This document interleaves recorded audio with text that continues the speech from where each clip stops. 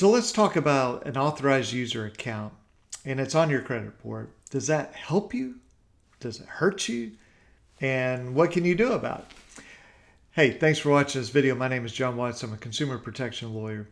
And authorized user account. So I'll use myself as an example.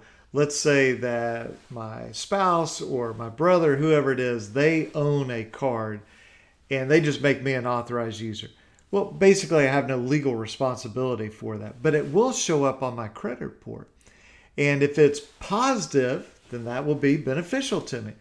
But if it's negative, so there's a bunch of 30, 60, 90-day lates, it's, $20,000 limit and the available limit is $2.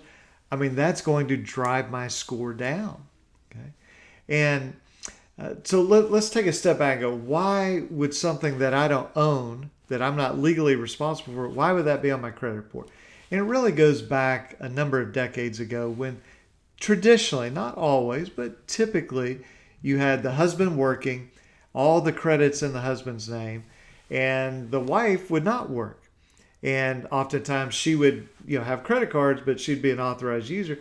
Well, then they get divorced and she has no credit because it's not in her name, so it's not being reported on her. And so there was a federal law that was passed that said, no, look, we need to put these on your credit report. If you're an authorized user, then you need to get either the benefit or the penalty of that. Okay. So that's why it's on your report. Now, at least for FICO, and keep in mind, FICO is used in like 90% of all lending decisions, FICO scoring model. So they are the dominant force in this. They do not give as much weight to an authorized user type of account as opposed to one that you own or you're a joint owner with. And part of that is because there's obviously a lot of people out there that say, hey, I'll rent you my, my 20-year-old American Express card that I've never been late on, and you pay me $5,000 and I'll make you an authorized user. I won't give you a card and we'll bump your score up. And look, FICO knows that. And so they take that into account. And I think also they realize if there's a negative on that account, I mean, you don't control that because you're just an authorized user. You don't have legal responsibility for it. So if you have an authorized user type of account that's beneficial and positive to you, then definitely keep that. If it's negative, then at least what I've had great success in doing is you simply have the owner of that account call the credit card company and say, hey, I want to remove John Watts or Joe Blow or Cindy Smith or whoever. I want to remove them as an authorized user. And I've never had a credit card company say, well, we're not going to do that. I mean, the person calling is the one that owns that account, so they can decide who's an authorized user and who's not. Credit card company gets rid of you. And then usually that'll come off, but you can also dispute it.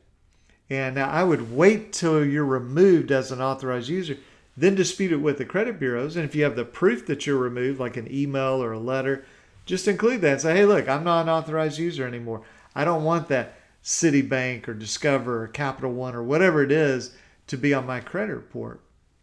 And again, I've never seen a credit bureau, at least on my clients, refuse to take that off. So, I mean, I think I read a case one time where maybe Equifax refused to, but there must have been something unusual because the people that I directly represent, but then also people that I just sort of give some guidance to and they do it on their own, I've never had a problem with that. So that's a way to get it off. Now, I'm not a fan of this deal where you go out and you buy or you rent somebody's good account. I think there's all sorts of problems with that.